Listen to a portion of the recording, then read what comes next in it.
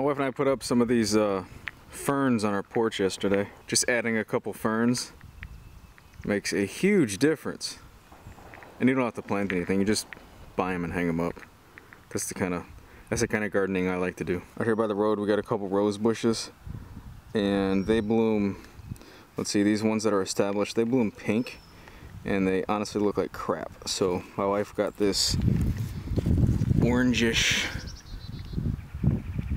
whatever color, orangish reddish color blooming thing. So these should look pretty cool here soon. Such a gorgeous day out here. Love it. Spring is finally sprung. Hope you guys enjoyed the super duper fantastic miter saw station. It's cool to get it done and behind me so I can actually use it and start making something else. I don't know if I'm gonna have a project this week. I gotta get the plans done for it. And first quarter is up, so I've got first quarter taxes to deal with, and I've got to make some other plans. So, it's a lot of computer work this week. Anyway, I want to get out here today and kind of break the monotony and clean up my shop. My shop is disgusting. I've got stuff everywhere, and I like a clean shop, so there's a lot of work to do here. I keep getting questions about my shop vac cyclone unit, and if that's the only dust collection that I have in my shop. No, I've got the Grizzly G0703 cyclone dust collector. I had upgraded from my Harbor Freight unit. It did the job just fine, but I couldn't exhaust outside with it, and I didn't want to fool around with making a nice filter to exhaust inside because my Thien baffle that I had wasn't that efficient. Then I'd have to make a cyclone or buy a cyclone, and after all that I just said screw it and I'll just buy this and be done with it. So I've kind of tucked this away in the corner and haven't really said anything about it, but it does a great job.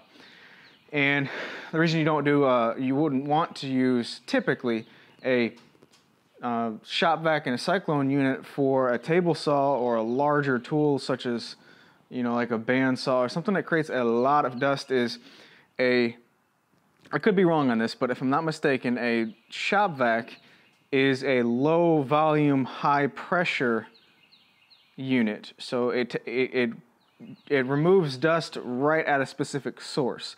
Whereas in a dust collector is a low pressure, high volume to create a large draft to remove dusty air as opposed to suck up a certain location like a shop vac. So if you're looking for a dust collection option for your shop, it just depends on what you're trying to accomplish with it. If you're using like a hand sander or something like that and you want to control dust collection at it, shop vac's the way to go.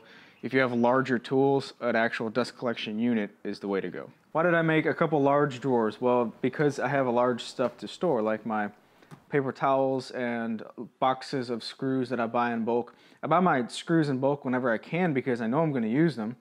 So why not just buy them at a cheaper unit price by buying them in bulk? It's a little bit more money up front, but you save a lot of money in the long run because you're not nickel and diming yourself to death. And it just so happened that my saw blade holder just fits in here perfect, and I had it sitting on a shelf. I didn't have it on the French cleat since I moved into the shop, so I just had it sitting on a shelf, threw it in here. Hey, that works great. And I've got some other saw blades or table saw stuff, accessories in this top large drawer. And the bottom large drawer is for my corded tools that I barely ever use anymore because I have cordless tools. Some lights that I never use, my bench grinder that I barely use, but I still need to keep it, and some miscellaneous stuff that never gets used, like the original guard on my table saw. I never took it out of the plastic.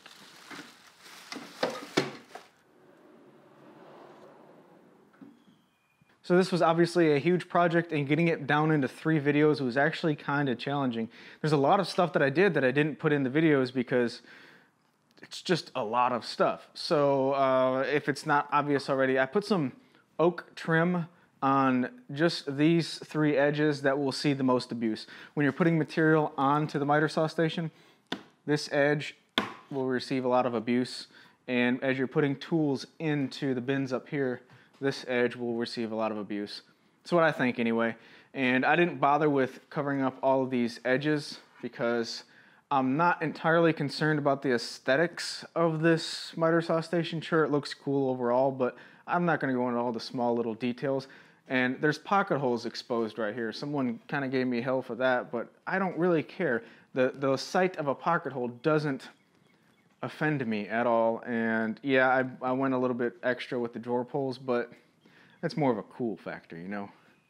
I mean, nobody else has got Red Wings drawer pulls, you know what I'm saying? I also taped off all of the areas inside this dust collection area for the miter saw because I don't want any of the small dust that accumulates to fall down in any of these cracks and seams. And while yes, this isn't a dust extraction setup, there's no suction right at the blade, every little bit helps as far as the airflow. So if there's a larger gap in the back, which there kind of was in one spot, then that's potential airflow from an unwanted direction. I want all of the airflow to be right through the front to get all of the passive air that's dusty air that's just floating. You know, the miter saw just creates a fog of really fine dust, and it sprays all of the larger dust that can be easily cleaned up. So all of the overspray of the dust, it will probably accumulate over, I don't know, 6 months to a year. Maybe once or twice a year, you take a brush and you push it into the dust port in the back. No big deal at all. I don't think so anyway. I don't think I included it in the video, but I also added some bracing below the saw itself to stiffen it up. I did not physically mount the saw to the station just yet, and I'm not going to until I get the track system into this fence. This is a full 8 feet from this edge to the wall over here, so I'm gonna have a full 8 foot of track system, and this is actually going to be 3/4 of an inch back from, well, I should reverse that. This fence is actually going to be 3/4 of an inch or about forward, but parallel to this fence.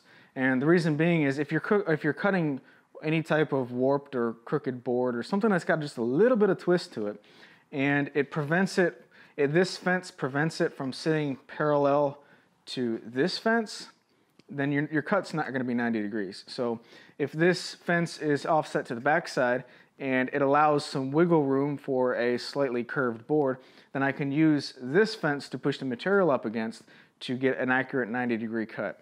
So I've always done that in all my miter saw stations, have this saw fence forward compared to the actual rest of the station. Also, within the next couple months, probably the end of next month, I guess, I'm going to be giving away my Shapeoko 2 CNC machine. I'm getting a larger 1000 millimeter by 1000 millimeter X-carve, and there's no sense in me having two, so I'm going to give this one away. I guess I'll give you guys some more information on that when the time comes. So that's all I got for you today. Be productive, and I will talk to you next week.